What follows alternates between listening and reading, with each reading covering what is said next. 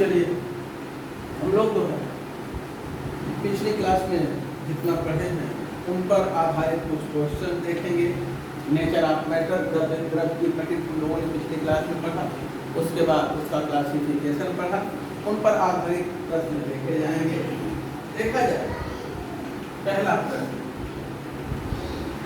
प्रश्न है, निम्न में से कौन द्रव्य नहीं है? निम्न में से कौन द्रव्य नहीं है?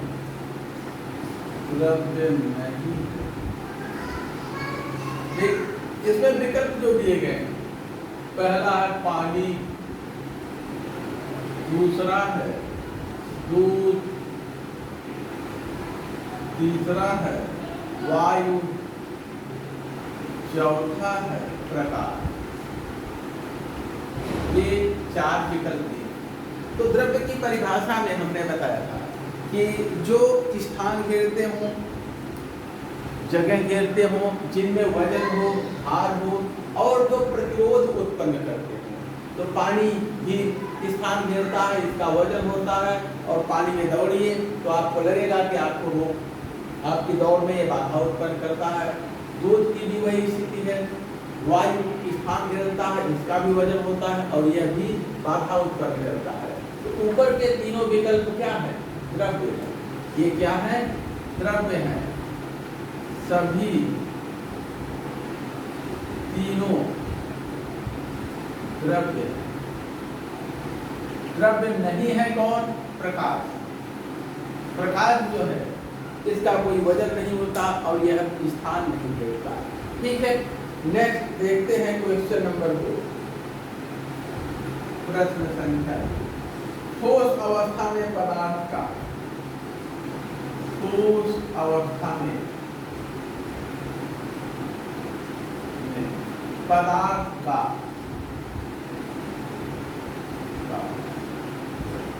पहला है आकार निश्चित तथा आयतन अनिश्चित। आकार निश्चित तथा आयतन अनिश्चित।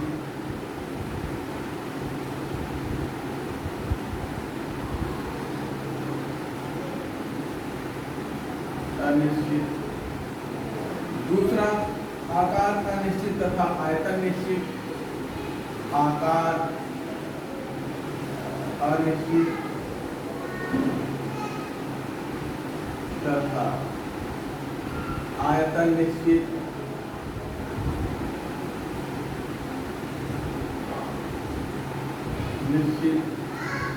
तीसरा है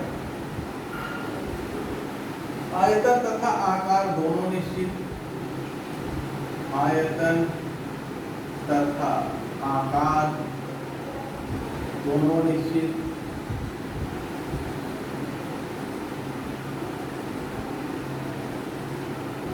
और चौथा आयतन तथा आकार दोनों अनिश्चित।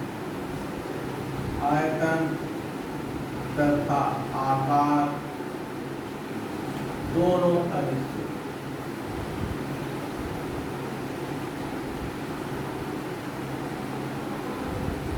दोनों अनिश्चित। तो हमने बताया था ठोस अवस्था में द्रव्य का आकार, आयतन, आकृति सभी निश्चित होता है, कोई स्वतः परिवर्तित नहीं होता। तो ठोस अवस्था में पदार्थ का आयतन और आकार दोनों निश्चित होता है। ठीक है, इसमें विकल्प सी सही है। यदि द्रव्य ठोस अवस्था में है तो उसका आयतन, आकार, आकृति सभी निश्चित होता है।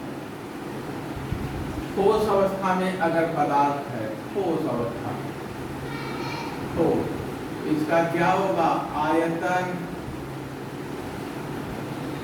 आकार, आकृति सभी निश्चित होता है। सभी निश्चित होता है। ये ध्यान देंगे। अब आते हैं प्रश्न संख्या 3। क्वेश्चन 3, ठोस पदार्थ में कणों के बीच अंतराल नहीं होता। यही कारण है उनके, इनका कहना है कि ठोस पदार्थ में कणों के बीच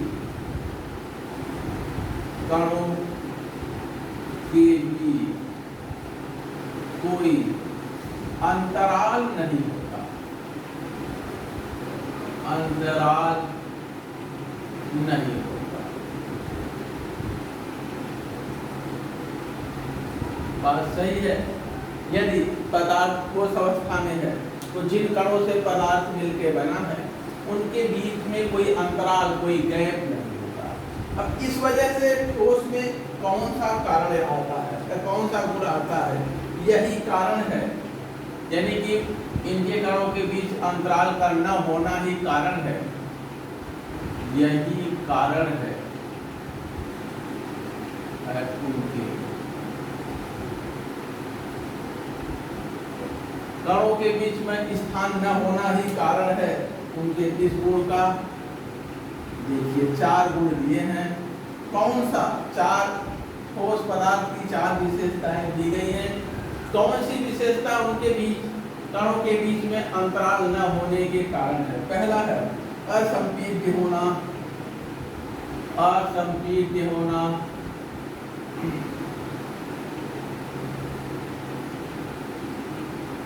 असंपीड्य होना, ठोस का असंपीड्य होना। दूसरा है अल्पसंपीड्य होना, अल्पसंपीड्य होना। तीसरा है अत्यधिक संपीड्य होना, अत्यधिक संपीड्य होना। और चौथा दे रखे हैं सामान्य संपीड्यता, सामान्य संपीड्यता।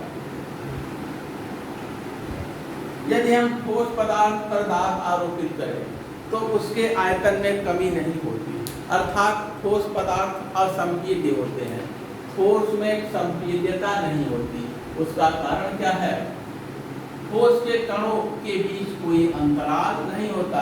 तो असंपीड्यता का कारण क्या है? इनके कणों के बीच अंतराल का न होना। तो कणों के बीच अंतराल न होने से ठोस में क्या आ जाता है? असंपीड्यता आती है। ठोस का आयतन हम कम नहीं कर सकते दाब आरोपित करके। प्रश्न संख्या 4, ठोस अवस्था में पदार्थ के कणों में होता है, ठोस अवस्था में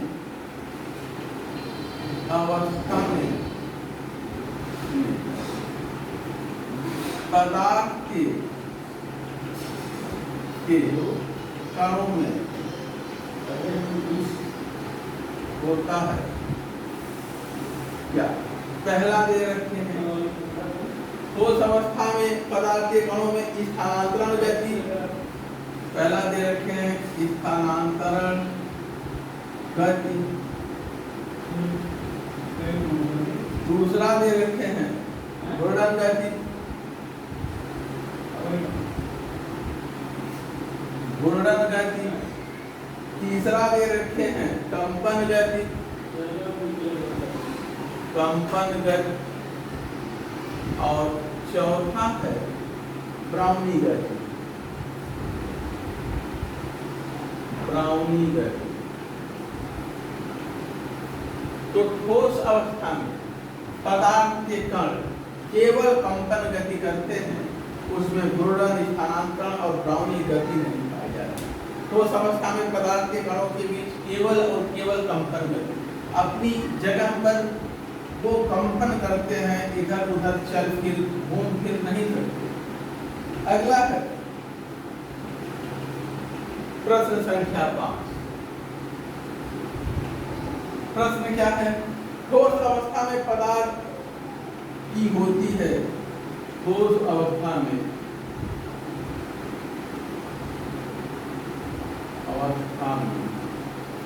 पदार्थ की होती है। पहला, अगर कोई पदार्थ ठोस अवस्था में है तो उसमें एक मुक्त सतह होती है, एक मुक्त सतह, दूसरा एक से अधिक मुक्त सतह, एक से अधिक मुक्त सतह, तीसरा है एक भी मुक्त सतह नहीं होती, एक भी मुक्त सतह नहीं होती, चौथा जो है निश्चित नहीं, निश्चित नहीं होता, निश्चित अर्थात कितनी मुक्त सतह होगी यह कन्फर्म नहीं होता। तो देखिए अगर पदार्थ ठोस अवस्था में है उसमें एक से अधिक मुक्त सतह होती है, हम उसको जो है एक से अधिक दिशा से स्पर्श कर सकते हैं, अर्थात उसमें मुक्त सतह की संख्या एक से अधिक होती है। अगला देखते हैं,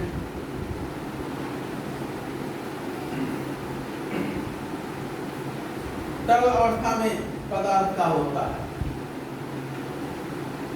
तरल अवस्था में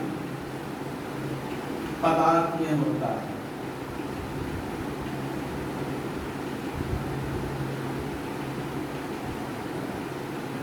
पहला दे रखे हैं पदार्थ का होता है, पदार्थ का होता है आकार निश्चित आयतन अनिश्चित, आकार निश्चित आयतन अनिश्चित,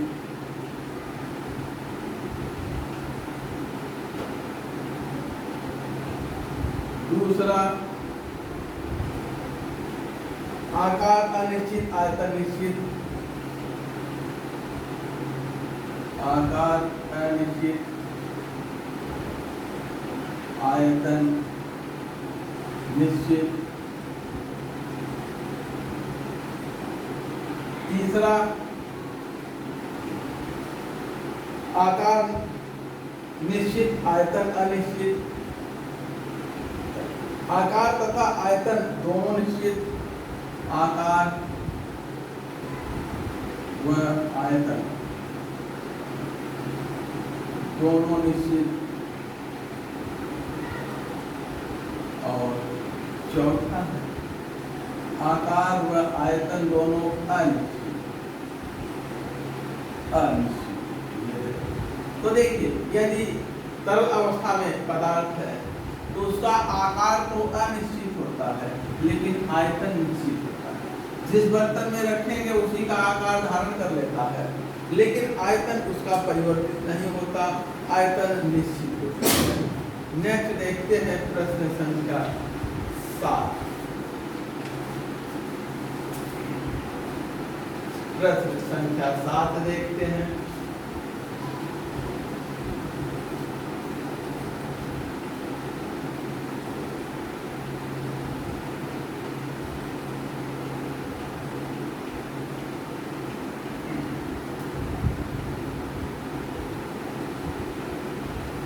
तरल अवस्था में पदार्थ के कणों के बीच का अंतराल होता है। तरल अवस्था में पदार्थ के कणों के बीच का अंतराल होता है, बीच का अंतराल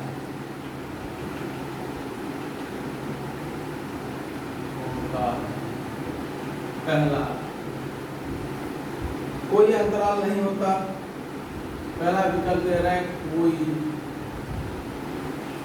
अंतराल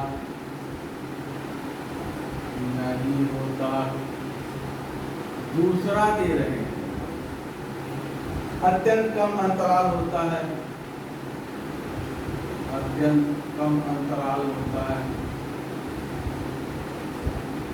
अंतराल होता है। तीसरा दे रहे हैं, अधिक अंतराल होता है, अधिक अंतराल होता है, और चौथा दे रहे हैं, अत्यधिक अंतराल होता है, अत्यधिक अंतराल।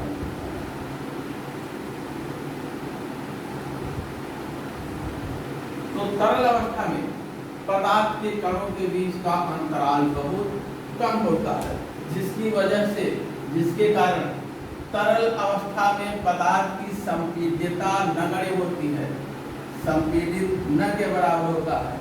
लेकिन थोड़ा सा अंतराल होने के कारण इनके कणों के बीच, इनके कणों के पास सभी प्रकार की गतियां होती हैं, स्थानांतरण गति, घूर्णन गति, कंपन गति, सभी गतियां ये प्रदर्शित करते हैं, लेकिन संपीडन नगण्य होता है। क्वेश्चन 8, गैस में होता है, गैसों में होता है, गैसों में होता है। पहला, आयतन तथा आकार ये दोनों, आयतन तथा आकार, आकार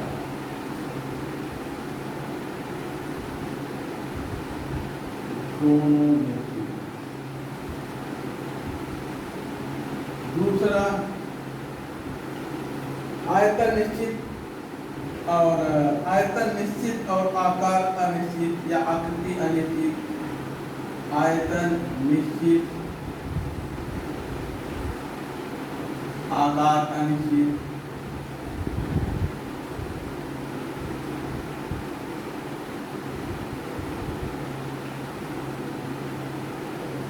तीसरा है आयतन निश्चित, आकार अनिश्चित। आयतन आकार नहीं बल्कि आकृति है, आयतन तथा आकृति अनिश्चित, आयतन निश्चित और आकृति अनिश्चित, और आयतन अनिश्चित, आकृति निश्चित। और अगला है आयतन तथा आकृति दोनों निश्चित, आयतन तथा आकृति।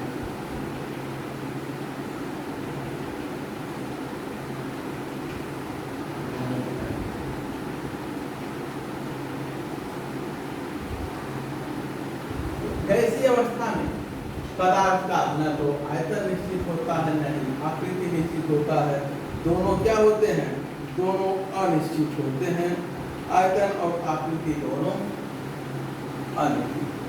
तीसरे, अब आते हैं प्रश्न संख्या 9, प्रश्न संख्या 9।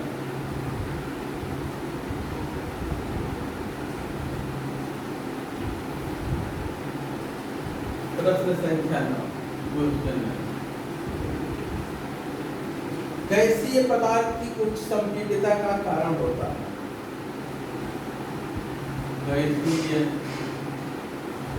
पदार्थ की उच्च संपीडितता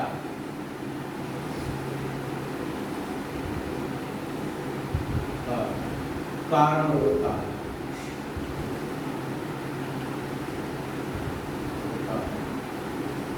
पहला, अणुओं के बीच अत्यधिक अंतराल, अणुओं के बीच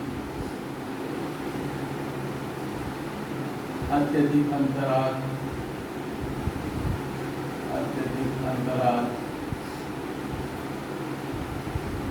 दूसरा, अणुओं के बीच कम अंतराल, अणुओं के बीच कम अंतराल, अंतराल।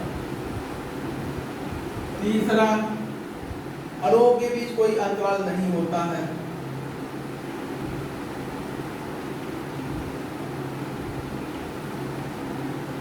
अंतराल का न होना।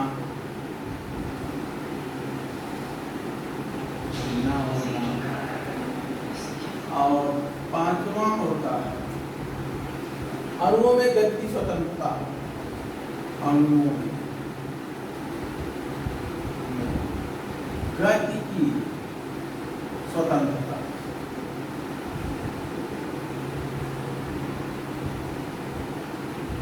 तो देखा जाए गैसीय पदार्थ उच्च संपीडितता, गैसीय पदार्थ बहुत ज्यादा संपीडित होता है, दाब आरोपित करने पर उनका आयतन तेजी से गिरता है। तो उच्च संपीडितता का कारण है अणुओं के बीच अत्यधिक अंतराल होना। इनके अणुओं के बीच बहुत अधिक दूरी होती है, बहुत अधिक अंतराल होता है, जिसके कारण दाब आरोपित करने पर इनका आयतन तेजी से गिरता है, अर्थात इनकी संपीड्यता अत्यधिक होती है। क्वेश्चन नंबर 10 देखिए, इसमें दो कॉलम दिए हैं, उन्हें सुमेलित करना है, सही को सही से मैच कराना है।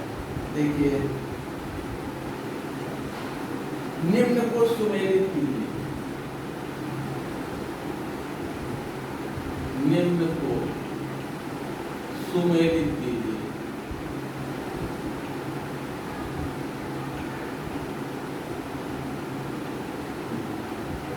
और इधर लिस्ट ए और इधर लिस्ट बी, दोनों में देखिए क्या क्या दिए गए हैं। पहला ठोस पदार्थ, ठोस पदार्थ, दूसरा तरल पदार्थ, तीसरा दे रखे हैं गैसीय पदार्थ, गैसीय पदार्थ, और इधर दे रखे हैं कोई मुक्त सतह नहीं। पहला है कोई मुक्त सतह नहीं, दूसरा दे रखे हैं एक मुक्त सतह होती है, एक मुक्त सतह होती है, तीसरा दे रखे हैं एक से अधिक मुक्त सतह होती है, एक से अधिक मुक्त सतह होती है।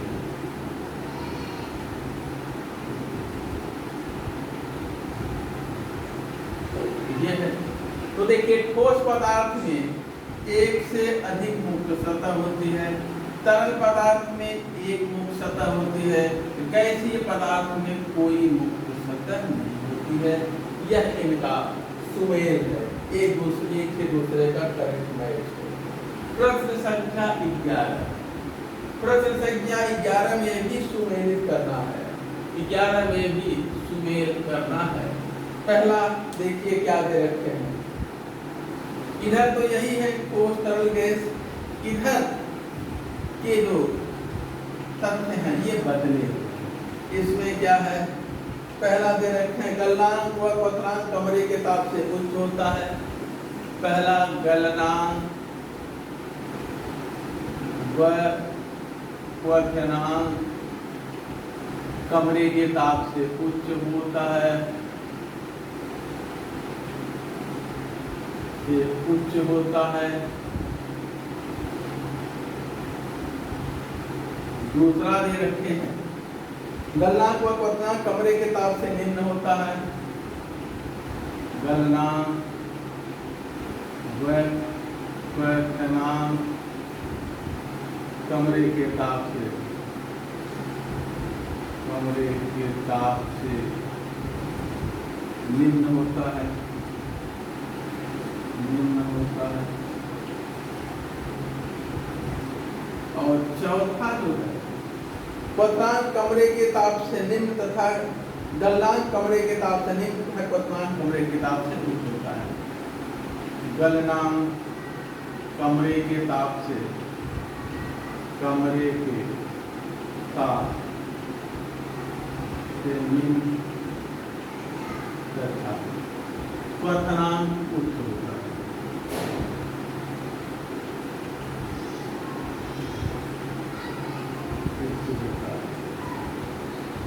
ठीक, अब देखिए ठोस पदार्थ इसका गलनांक व क्वथनांक कमरे के ताप से उच्च होता है। तरल पदार्थ इसका जो है गलनांक कमरे के ताप से निम्न तथा क्वथनांक कमरे के ताप से होता है। गैसीय पदार्थ गलनांक और क्वथनांक दोनों कमरे के ताप से निम्न होते हैं। ये इनका सुमेल रहा, इसको मैं पूरा लिखिए। फिर अगले सवाल पर आते हैं।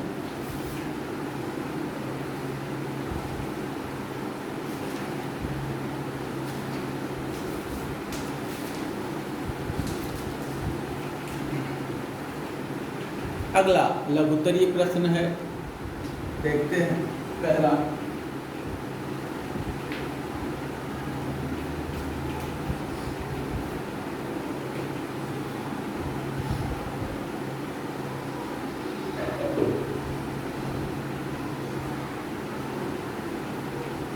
लघुत्तरीय प्रश्न हम देखेंगे।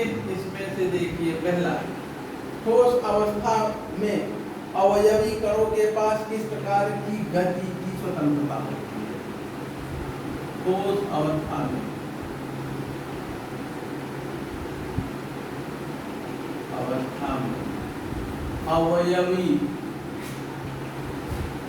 अवयवी कणों के पास किस प्रकार की गति की स्वतंत्रता होती है? किस प्रकार के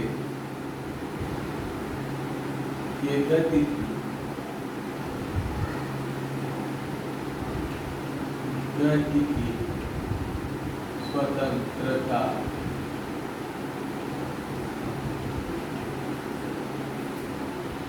उत्तर देखिए।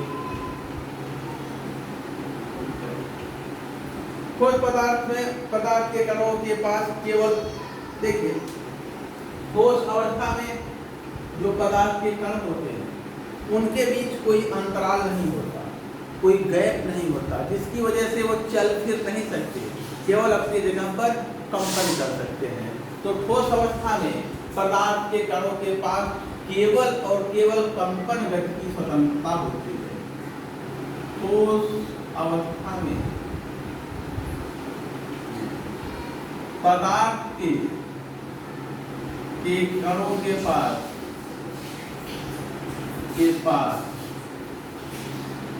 केवल कंपन गति की स्वतंत्रता होती है। कंपन गति की स्वतंत्रता होती है। ये केवल कंपन गति करते हैं, इनमें स्थानांतरण और घूर्णन गतियां नहीं होती है। प्रश्न संख्या 2 देखा जाए। 2, ठोस पदार्थ की असंपीडितता का क्या कारण होता है? ठोस पदार्थ असंपीडित होते हैं। ठोस पदार्थ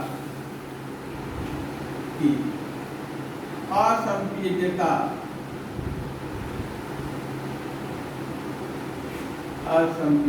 का क्या कारण होता है?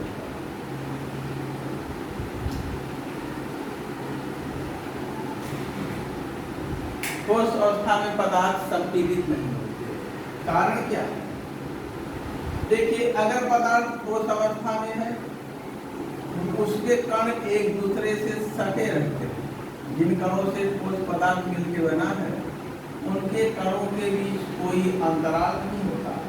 अब इस पर अगर यदि आप दाब आरोपित करेंगे, इधर से दाब आरोपित करेंगे, तो ये दबेंगे नहीं। अब गैप ही नहीं है, जब इनके बीच कोई अंतराल नहीं है तो एक दूसरे के और अधिक नजदीक नहीं आ सकते, अर्थात इनको हम संपीड़ित नहीं कर सकते।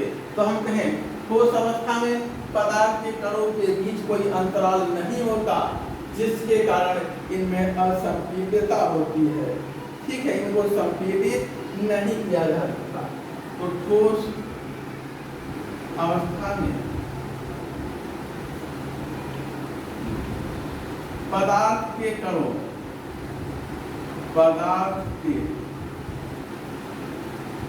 के बीच कोई अंतराल नहीं होता।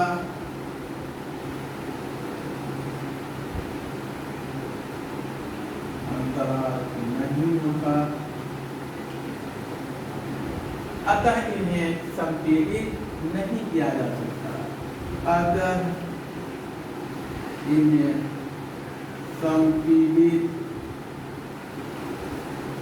नहीं किया जा सकता।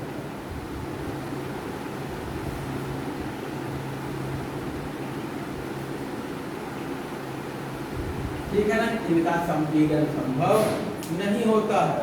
अगला देखा जाए प्रश्न संख्या 3।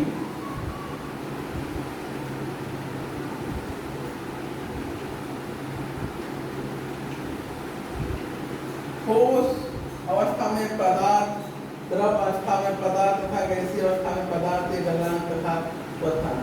ठोस, द्रव तथा गैसीय अवस्था में प्रश्न संख्या 3। ठोस, द्रव तथा गैसीय अवस्था में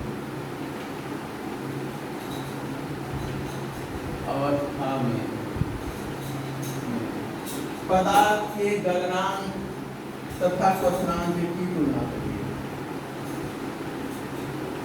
पदार्थ के गलनांक तथा क्वथनांक की तुलना कीजिए।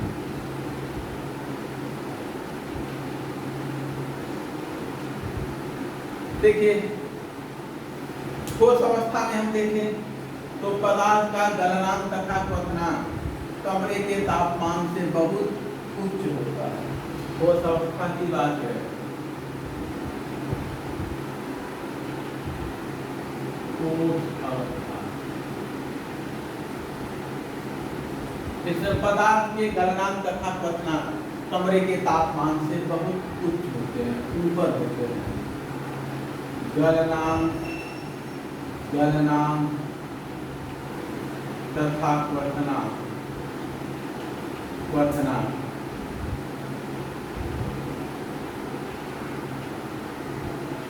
कमरे के ताप से उच्च होते हैं।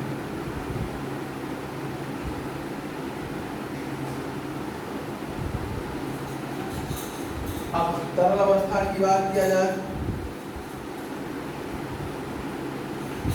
तरल अवस्था, इसमें देखिए गलनांक कमरे के ताप से निम्न तथा क्वथनांक कमरे के ताप से उच्च होता है। गलनांक कमरे के ताप से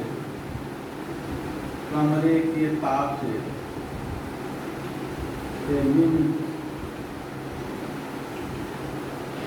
तथा क्वथनांक उच्च होता है।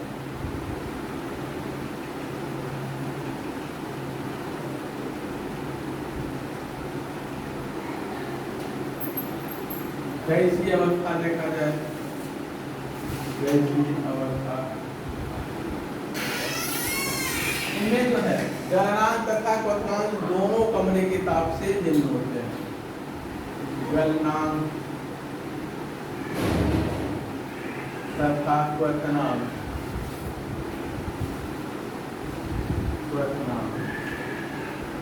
दोनों कमरे के ताप से निम्न होते हैं। कमरे के ताप से निम्न होते हैं।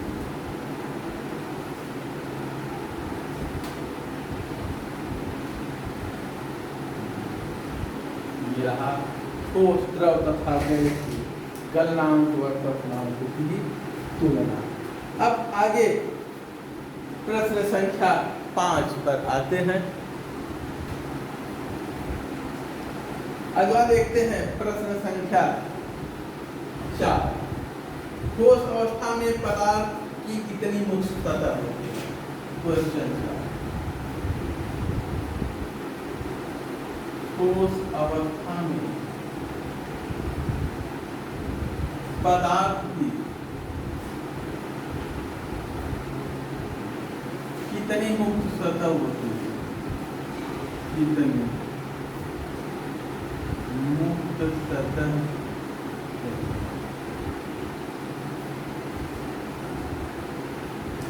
ठोस अवस्था में पदार्थ की एक से अधिक मुक्त सतह होती है। तो देखिए अवस्था में, ठोस अवस्था में पदार्थ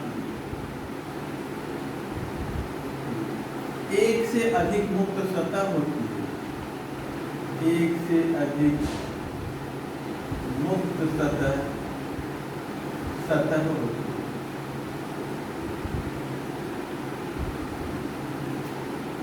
नेक्स्ट क्वेश्चन नंबर 5।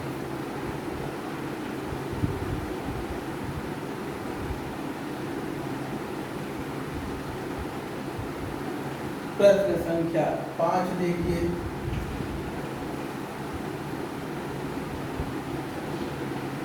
ठोस पदार्थ के सघन ठोस अवस्था में पदार्थ के आयतन तथा आकृति निश्चित होने की व्याख्या कीजिए। ठोस अवस्था में, ठोस अवस्था में पदार्थ के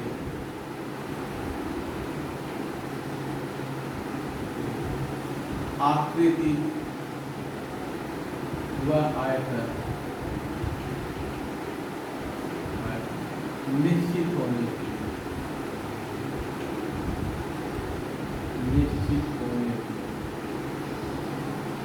व्याख्या।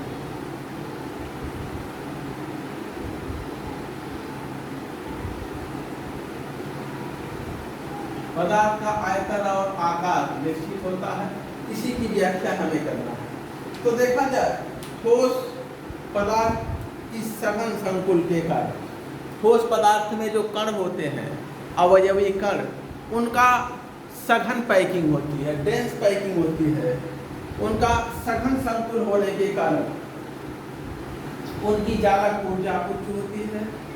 परिणाम स्वरूप उनका अगर हम देखें गलनांक तथा परिणाम स्वरूप उनका आयतन तथा आकार निश्चित होता है। सरलता से उनका जालक टूटता नहीं, वो फैलते या प्रसारित नहीं होते। उत्तर देखा जाए, देखिए अगर पदार्थ गैसीय अवस्था में है तो जिस बर्तन में रहता है उसी के बराबर का आयतन वो धारण कर लेता है। अगर बर्तन की साइज हम बढ़ा दिए तो यही और दूर दूर हो जाते हैं। क्यों? और पूरे बर्तन को फिर घेर लेते हैं, क्योंकि इनके कणों के बीच आकर्षण बल बहुत अधिक नहीं होता। जगह पाने पर ये एक दूसरे से अपनी दूरी बढ़ा लेते हैं। लेकिन ठोस अवस्था में पदार्थ के कणों के बीच कोई अंतराल नहीं होता। पदार्थ का सघन संकुल होता है, यानी कि निविड संकुल होता है, क्लोज पैकिंग होती है, जिसके कारण इनके कणों के बीच का आकर्षण बल अधिक होता है और ये जगह पाने के बावजूद भी स्वतः फैलते या प्रसारित नहीं होते हैं, जिसकी वजह से इनका आयतन तथा आकार निश्चित रहता है। ठोस पदार्थ की सघन संकुल के कारण ठोस पदार्थ के सघन संकुल के कारण, ठोस पैकिंग के कारण, क्लोज पैकिंग के कारण इनके कणों के बीच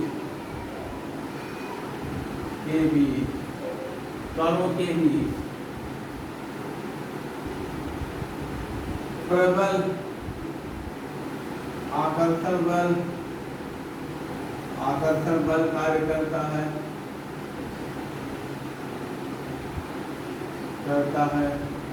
तथा इनका आयतन व आकार निश्चित होता है।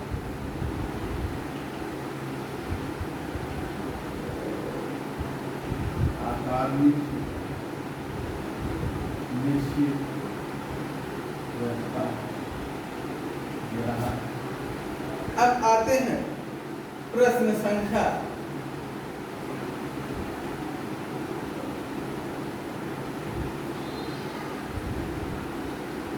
5।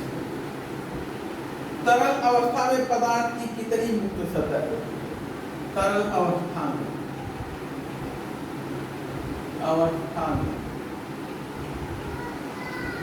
पदार्थ की कितनी मुक्त सतह होती है? मुक्त सतह होती है। तो तरल अवस्था में पदार्थ की केवल एक, और वह भी कौन? ऊपरी सतह मुक्त होती है। तरल अवस्था में पदार्थ की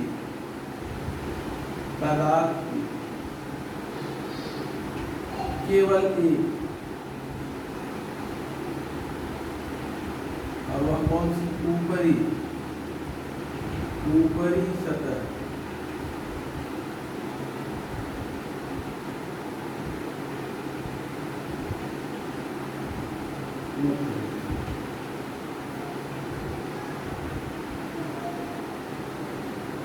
केवल एक सतह, और वो कौन सी?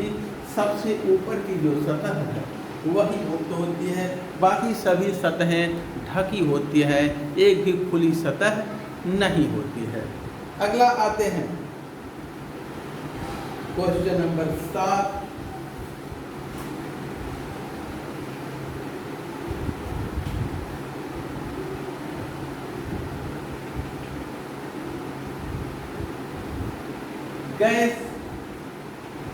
गैसों का आयतन तथा आकार, आयतन एवं आकृति दोनों अनिश्चित होता है, इसकी व्याख्या करनी है। प्रश्न था गैसों का आयतन तथा आकृति दोनों अनिश्चित रहता है, इसकी व्याख्या करनी। कारण क्या है? गैस के अणुओं के बीच अत्यधिक अंतराल होने के कारण इनकी संपीडितता अधिक होती है तथा इनका आयतन और आकृति निश्चित नहीं होते हैं। गैस के अणुओं के बीच अधिक अंतराल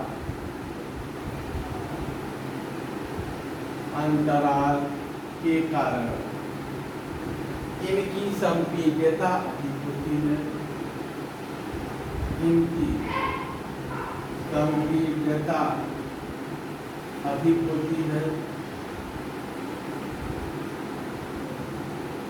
है तथा इनका आकार व आकृति, आयतन व आकृति अनिश्चित होता है तथा इनका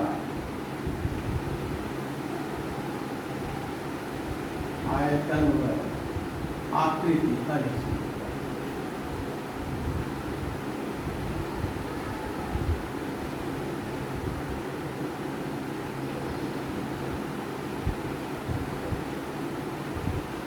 नेक्स्ट प्रश्न संख्या 8।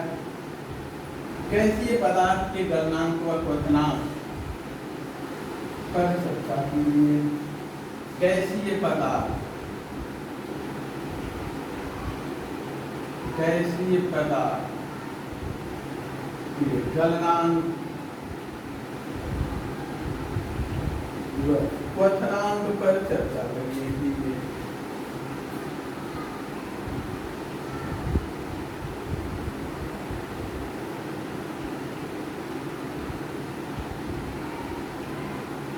देखिए, गैसीय पदार्थ के गलनांक तथा क्वथनांक कमरे के तापमान से बहुत नीचे होते हैं।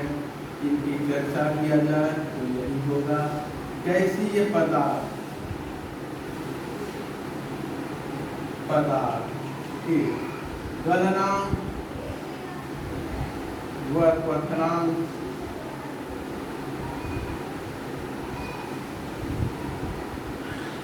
कमरे के ताप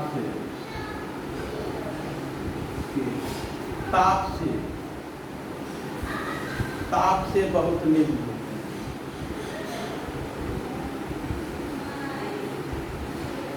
बहुत नीचे निम्न होते हैं। ठीक है, कमरे के तापमान से बहुत कम होते हैं, निम्न होते हैं, नीचे होते हैं। और अब तक हम लोगों ने जितना पढ़ा है थ्योरी में, यानी द्रव्य की प्रकृति और उसके वर्गीकरण तक के क्वेश्चन जो भी अधिकतम बन सकते थे, बहुविकल्पी और अग्निगुंतरी, उनको हमने देख लिया। अब अगली क्लास में हम लोग जो है द्रव्य के विभिन्न गुण और उनका मापन देखेंगे, फिर उसके बाद जो उसके प्रश्न बनते हैं उनको देखेंगे। आज की क्लास यहीं पे खत्म होती है।